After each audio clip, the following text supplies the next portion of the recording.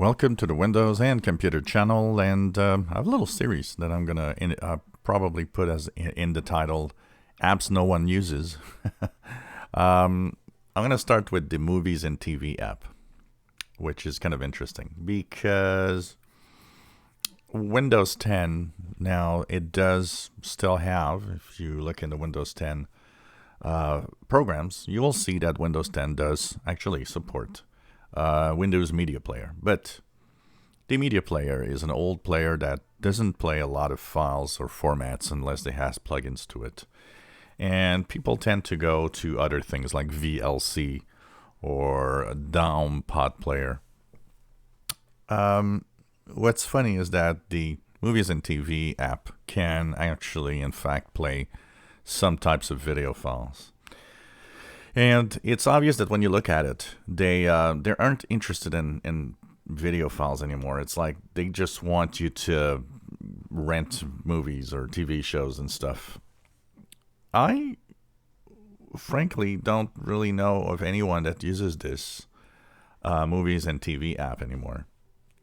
And it's something that I don't even understand why it's part of Windows.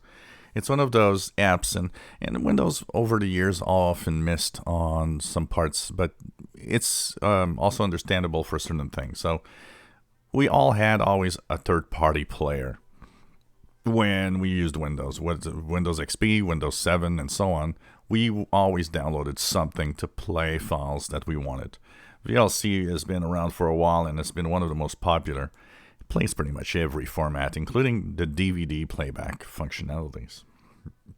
But you look at that and you're like, yeah, why does this exist on the PC and why is it there? You get to a point where you're thinking that there are a lot of these apps no one uses. And the Movies and TV app is part of that. It's part of the apps that are here that work, but that miss out on so much and so many features that I have a hard time thinking somebody is actually renting movies or TV shows here, first of all. And I'm pretty sure everybody has something else like VLC player, like I said, or DAW Pod Player to play video and audio files, because the audio files is the same thing. There's another app for the audio files that nobody probably uses. You get to a point where you're like, why does Microsoft continue, updating these apps when in fact nobody uses them? And I'm pretty sure even a lot of people don't even know they exist within the system. And you end up, with like, okay, for the music side of things, for MP3 playback, of course, there's the Groove Music app. Groove Music that was deprecated pretty much a lot. I mean, as a music player, it does the job, but that's it. And, I don't think, once again, when you download VLC, it takes over every type of media file. So I'm wondering why we continue having these pre-installed.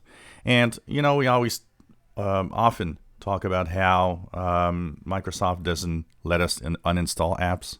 I think all of these apps should have a uninstall button.